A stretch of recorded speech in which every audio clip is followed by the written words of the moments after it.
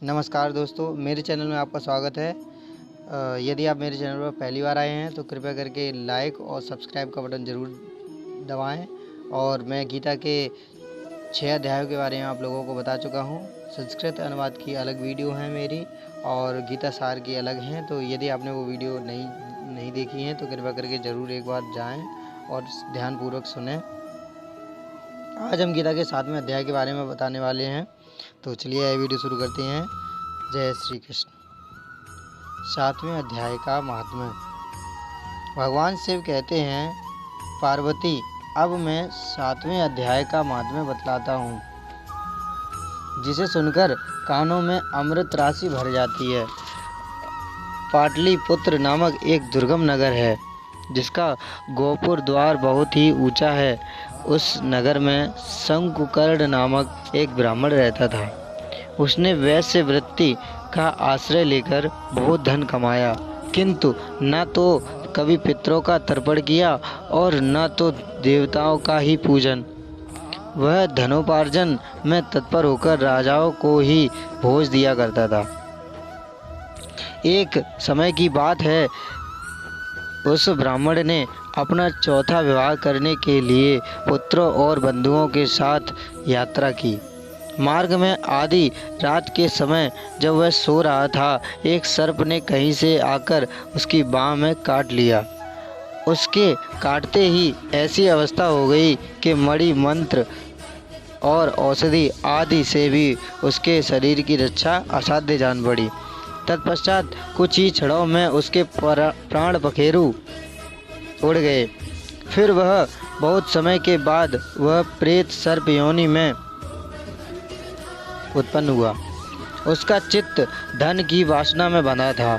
उसने पूर्व वृत्तांत को स्मरण करके सोचा, मैंने जो घर के बाहर करोड़ों की संख्या में अपना धन गाड़ रखा है, उससे इन पुत्रों को वंचित करके स्वयं ही उसकी रक्षा करूँगा। एक दिन सांप की योनि से पीड़ित होकर पिता ने स्वप्न में अपने पुत्रों के समक्ष जाकर अपना मनोभाव बताया। तब उसके निरंकुश पुत्रों ने सवेरे उठकर बड़े विस्मय के साथ एक दूसरे से स्वप्न की बातें कही। उनमें से मझला पुत्र कुदाल हाथ में लिए हाथ घर से निकला और जहां उसके पिता सर्प योनि धारण करके रहते थे, उस स्थान पर गया। यद्यपि उसे धन के स्थान का ठीक पता न था, लेकिन फिर भी उसने चिन्हों से उसका ठीक निश्चय कर लिया और लोभ बुद्धि से वहां पहुंचकर वामी को खोदने लगा। तब उस वामी से बड़ा भयानक सांप प्रकट हुआ और बोला, ओ मूढ़, तू कौन है? किस लिए आया है? क्यों बिल खोद रहा है? अथवा किसने तुझे भेजा है? ये सारी बातें मेरे सामने बता। पुत्र बोला, मैं आपका पुत्र हूँ, मेरा नाम शिव है। मैं रात्रि में देखे हुए स्वप्न से विस्मित होकर यहाँ का स्वर्ण लेने के लिए आया हूँ।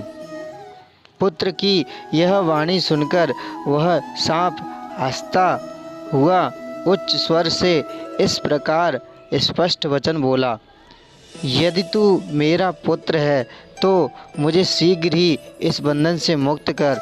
मैं पूर्व जन्म के गाड़े हुए धन के ही लिए सर्प योनि में उत्पन्न हुआ हूँ। पुत्र ने पूछा, पिताजी, आपकी मुक्ति कैसे होगी? इसका उपाय मुझे बताइए, क्योंकि मैं रात में सब लोगों को छोड़कर आपके पास आया हूँ। पिता ने कहा, बेटा, गीता के अमृतमय 7वें अध्याय को छोड़कर मुझे मुक्त करने में तीर्थ, दान, तप और यज्ञ भी सर्वथा समर्थ नहीं है। केवल गीता का 7वां अध्याय ही प्राणियों के जरा, मृत्यु आदि दुखों को दूर करने वाला है। पुत्र, मेरे श्राद्ध के दिन 7वें अध्याय का पाठ करने वाले ब्राह्मण को श्रद्धापूर्वक भोजन कराओ। इससे निसंदेह मेरी मुक्ति हो जाएगी। वत्स, अपनी शक्ति के अनुसार पूर्ण श्रद्धा के साथ वेद विद्या में प्रवीण अन्य ब्राह्मणों को भी भोजन कराना। सर्प योनि में पड़े हुए पिता के ये वचन सुनकर सभी पुत्रों ने उसकी आज्ञा के अनुसार उससे भी अधिक किया। तब शंकुकर्ण ने अपने सर्प शरीर को त्याग कर दिव्य देह धारण किया और सारा धन पुत्रों के अधीन कर दिया।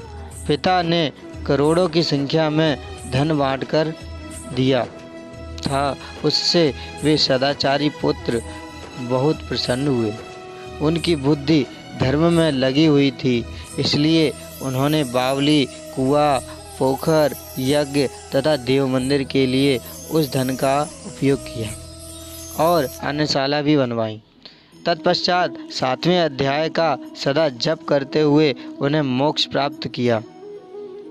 पार्वती, यह तुम्हें 7वें अध्याय का महात्म्य बताया गया है, जिसके श्रवण मात्र से मानव सभी पातकों से मुक्त हो जाता है। जय श्री कृष्ण।